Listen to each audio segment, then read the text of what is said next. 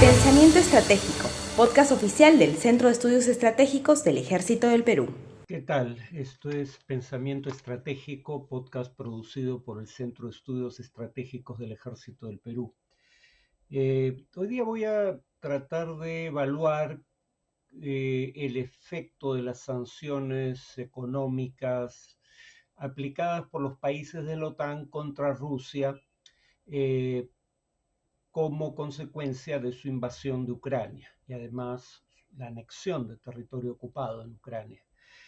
Eh, lo hago porque hay una tendencia a sugerir lo siguiente, y probablemente esto sea consecuencia de las expectativas excesivas que sobre el efecto de las sanciones, eh, digamos, promovieron las propias potencias occidentales. Y el argumento es el siguiente: las sanciones habrían fracasado. ¿Por qué? Porque su propósito era conseguir un retiro total e incondicional de Rusia de territorio ucraniano, y más de un año después la guerra continúa sin que eso se haya producido. Mi argumento va a ser que en realidad nunca fue el propósito de las sanciones conseguir per se un retiro total e incondicional de Rusia de los territorios que ocupó tras la invasión de 2022, no hablemos ya de los que ocupó desde 2014 en Ucrania, porque además tampoco es el caso que las sanciones fueran sanciones, digamos, de gran calado desde el primer día para lograr la mayor presión posible sobre la economía rusa. El punto aquí es el siguiente: las sanciones tienen algún efecto precisamente porque hay interdependencia económica entre él o los estados que aplican sanciones y él o los estados que son víctimas de las sanciones. Y claro, lo que eso implica es que puede haber un efecto boomerang cuando aplica sanciones. En ocasiones, digamos, la interdependencia puede ser tan asimétrica, como sería el caso de la relación entre Estados Unidos e Irán, como para que el principal costo de las sanciones lo asuma el país sancionado, no el país sancionador. El país sancionado Irán, no el país sancionador Estados Unidos. Pero cuando hay una interdependencia económica no tan asimétrica como la que existía antes de la guerra entre Rusia y los países de Europa Occidental, fundamentalmente, Europa en general, pero más que nada Europa Occidental, cuando tú aplicas sanciones, estas tienen un efecto también adverso sobre tu economía. Y entonces ahí no tienes incentivos para simplemente aplicar sanciones maximalistas desde un primer momento para tratar de conseguir a su vez un fin maximalista. Es decir, aplicar sanciones de gran calado desde el primer momento para obtener el retiro total incondicional de Rusia de territorio ucraniano. Precisamente porque además de afectar el desempeño económico de Rusia, quieres evitar en la medida de lo posible el efecto de las sanciones sobre tu propia economía, porque tú también dependes de la relación económica con Rusia, en el caso de los países europeos. Entonces, precisamente por eso las sanciones se aplican de manera gradual y progresiva, porque primero intentas tomar decisiones que reduzcan el costo de aplicar sanciones para tu propia economía. Por ejemplo, Europa no dejó de importar gas ruso desde el día en que se iniciaron las hostilidades. Dejó de importar gas ruso meses después. ¿Por qué? Porque el propósito era encontrar fuentes alternativas de energía al gas y el petróleo que se importaban de Rusia. Y eso tomó tiempo, por ejemplo, porque en el caso de Alemania se sustituyó gas proveniente de Rusia a través de un gasoducto con gas que era licuado antes de, o sea, convertido a estado líquido antes de ser embarcado para que sea menos volátil, y era regasificado, o sea, volvía a convertirse a estado gaseoso una vez que llegaba a Alemania, y para eso Alemania tuvo que construir plantas de regasificación adicionales a las pocas que tenía. Eso tomó tiempo y por eso las sanciones contra las importaciones de gas rusas en Europa no se aplicaron desde el primer día. Lo mismo con las sanciones contra las exportaciones rusas de petróleo, sobre todo hacia Europa. Ahí lo que hacen el Grupo de los Siete, la OTAN, no es prohibir las exportaciones de petróleo ruso, por razones obvias. La primera es que la mayoría de países de la OTAN son importadores de petróleo. Prohíbes las exportaciones rusas, suponiendo que tengas éxito en impedir que Rusia exporte petróleo, cosa que es discutible, el precio se va a elevar y tu economía va a sufrir las consecuencias de un precio del combustible, combustibles fósiles, en el caso del gas y el petróleo, precios más altos de esos combustibles. Pero además, el efecto económico adverso de prohibir las exportaciones de petróleo ruso no solo va a ser sobre la economía rusa, sino sobre la economía de los países que importan petróleo o gas ruso. Y esos países, para evitar un costo mayúsculo de quedarse sin fuentes de energía o materia prima para industria petroquímica, van a estar dispuestos a asumir costos muy altos para sortear el efecto de las sanciones, lo cual implicaría que tienes que desplegar esfuerzos de monitoreo para garantizar que se cumplan las sanciones, lo cual puede tener un costo exorbitante. Por eso es que los países de la OTAN no, y el G7 no prohíben la importación de petróleo ruso por parte de terceros, sino que hacen algo distinto, establecen un tope al precio al cual se puede vender el petróleo ruso, de $60 por barril. ¿Por qué esto tiene sentido? Porque básicamente eh, los países importadores de petróleo ruso, uno, van a poder seguir importando petróleo ruso, no van a tener incentivos para tratar de sortear sanciones maximalistas a cualquier costo prácticamente, ni van a tener incentivos para ponerse del lado de Rusia en el conflicto. Pero además se benefician de un tope porque no van a tener que pagar más de $60 por barril. Eso más bien es algo que a lo que darían la bienvenida, como hizo la India, que importa petróleo ruso. Eh, y, y claro, la pregunta sería por qué las potencias occidentales creían que podían establecer un tope al precio al cual Rusia vende petróleo a otros países, no a los países de la OTAN o del G7.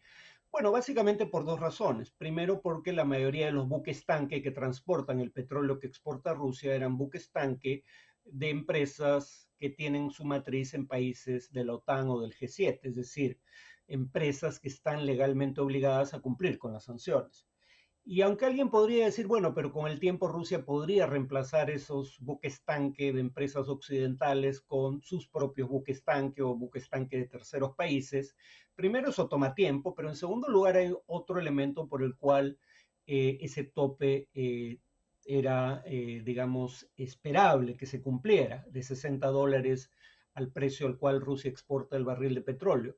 Y es el hecho de que, si ustedes ven cuál es el acrónimo para el precio de exportación de un bien, es el acrónimo CIF, COS en inglés, sigla en inglés o siglas en inglés para costo seguro y fletes. La mayoría de las empresas que tienen la capacidad financiera necesaria para asegurar los embarques de petróleo que Rusia exporta a otros países son empresas de matriz occidental y por ende obligadas a cumplir por ley con el tope. ¿No? No aseguran embarques de petróleo por más de $60 el barril. Y ahí sí es mucho más difícil pensar en una alternativa porque, como digo, la empresa aseguradora tiene que tener las, como se suele decir en el argot financiero, las espaldas financieras necesarias para asegurar una cantidad tan grande de embarques, grande por volumen, pero también por precio, de petróleo ruso. Ahí sí es difícil encontrar sustitutos. Entonces, repito, el punto es, para evitar el efecto sobre el desempeño económico de los países sancionadores, las sanciones que pretenden afectar el desempeño económico de Rusia se aplican de manera gradual y progresiva, es decir, no solo hay cada vez más sanciones, sino sanciones cada vez más grandes por el efecto esperado, porque primero se intenta reducir el costo de aplicar sanciones para el sancionador.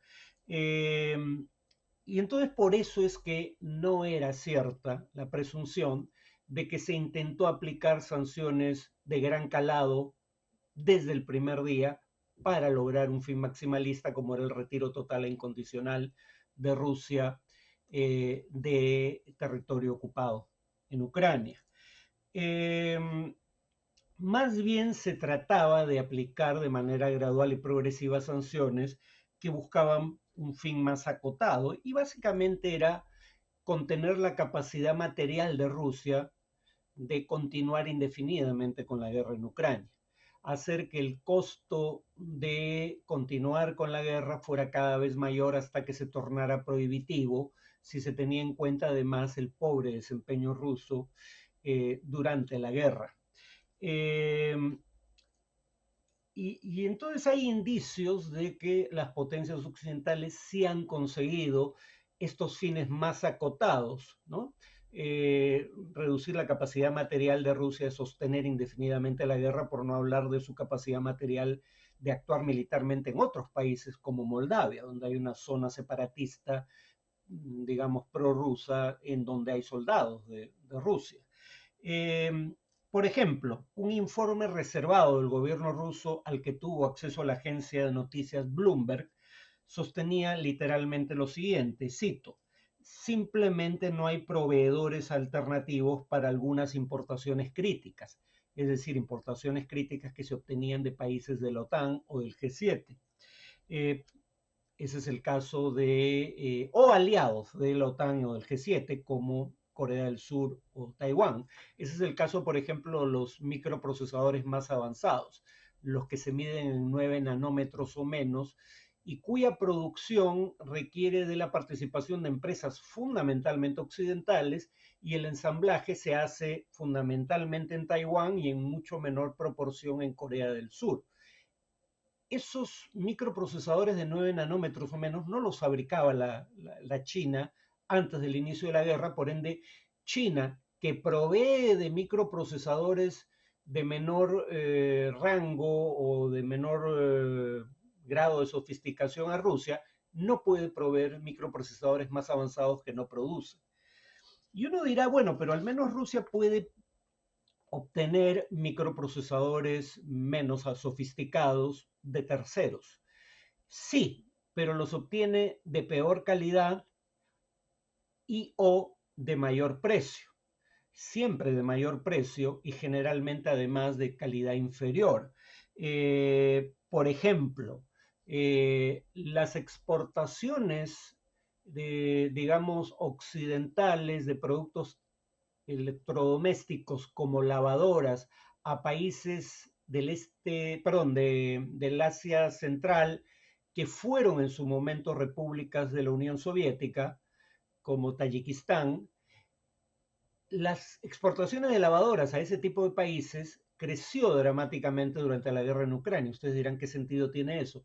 Bueno, el sentido es el siguiente. Esas lavadoras eran reexportadas a Rusia, que canibalizaba los electrodomésticos para obtener los microprocesadores que contenían y utilizarlos en su industria militar. No queda claro si esta es una práctica generalizada, pero ha ocurrido. Se han encontrado microprocesadores de electrodomésticos en armamento ruso capturado en la línea del frente. Entonces, sí, siguen obteniendo esos microprocesadores, pero repito, en menor cantidad, de menor calidad y a mayor precio. Y entonces se esperaba que esto tuviera un efecto sobre el desempeño económico de Rusia. Algunos alegarían, pero no fue tan grande como se creía que iba a ser, porque el Fondo Monetario Internacional, por ejemplo, calculó que la economía rusa se iba a contraer en 2022, el primer año de la guerra, en 8.5% y se contrajo solo 2.2%. Acá, sin embargo, habría que hacer dos acotaciones. La primera es que aunque los estudios que se basan en lo que se deben llamar proxies, indicadores que permiten medir por aproximación, digamos, el PBI cuando no lo puedes medir directamente, no indican que haya una tergiversación severa de las cifras oficiales en Rusia. sí es probable que las cifras reales sean peores que las cifras oficiales. La economía rusa no habría caído solo 2.2%. Segunda tingencia, en previsión de las sanciones en caso de guerra, Rusia se había preparado acumulando reservas internacionales, es decir, divisas fundamentalmente, para sostener la cotización de su moneda, el rublo, y un fondo fiscal que está gastando para, digamos, reemplazar los ingresos tributarios que no obtiene por exportaciones de gas o petróleo o porque estos se exportan a precios menores que antes de la guerra. Y el cálculo es que eso se va a ir acabando con el paso del tiempo, que hacia fines de este año, digamos, Rusia ya no va a tener tantas reservas internacionales ni un fondo fiscal tan grande como para amortiguar el efecto de las sanciones, uno, sobre la calidad de vida de su población, y dos, sobre su capacidad de, digamos, reponer el material bélico que pierde en combate. Una entidad que se dedica a lo que se deben llamar operaciones de inteligencia de fuente abierta, Oryx, una página de internet, lleva el recuento de todos los tanques, por ejemplo, que Rusia ha perdido en el transcurso de la guerra, los identifica con número de serie y al lado del número de serie hay una foto o un video del tanque destruido o capturado. Y sabemos por fuentes como esa que probablemente la industria militar rusa ya no pueda reponer los tanques que pierden combate al ritmo al que los pierde, porque sea por la producción de tanques nuevos, sea por la refacción o repotenciación de tanques antiguos, el número de tanques que Rusia pone en combate cada mes es inferior al número de tanques que pierden combate cada mes. Entonces, digamos nuevamente, las sanciones no han tenido un efecto tan dramático como algunos esperaban, pero sí están afectando severamente la capacidad de Rusia en el mediano y largo plazo, o sea, si la guerra se prolongara hasta 2024, para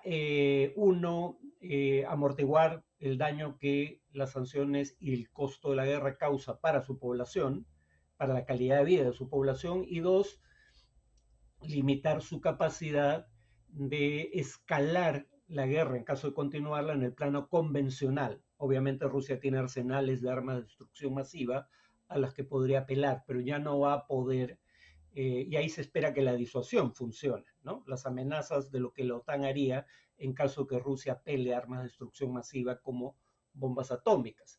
Pero en todo caso, lo que sí se garantizaría es que Rusia no tenga la capacidad material para escalar en el plano convencional si la guerra se prolonga hasta el próximo año.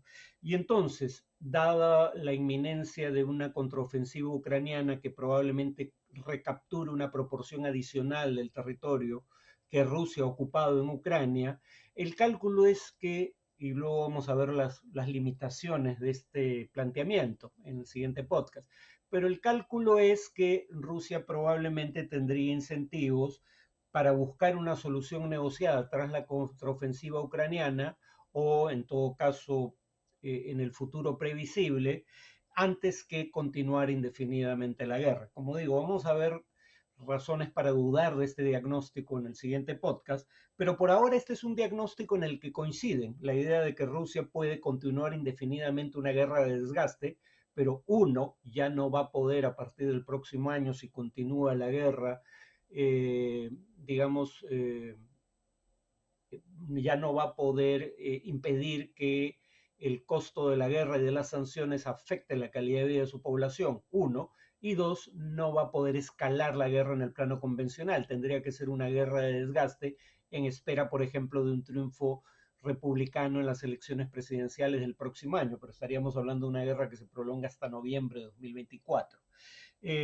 Como digo, hay dos estudios que coinciden en esta evaluación, uno del Centro de Estudios Estratégicos e Internacionales, que si mal no recuerdo tiene sede en Londres, y otro del reciente de la revista The Economist. Entonces, el propósito del efecto combinado de la ayuda militar a Ucrania para que recupere territorio y las sanciones, estas nunca fueron un arma cuya eficacia se evaluara por separado de la evolución de los combates en el frente, La combinación de ambos factores persuadirían a Rusia de que intentar recuperar el territorio que pudiera perder en una contraofensiva ucraniana implicaría reclutamientos riesgosos por su probable costo político. Sabemos que estos en el pasado han implicado una reducción de la aprobación del presidente Putin, de su gestión, pero podrían tener efectos aún mayores si continúan,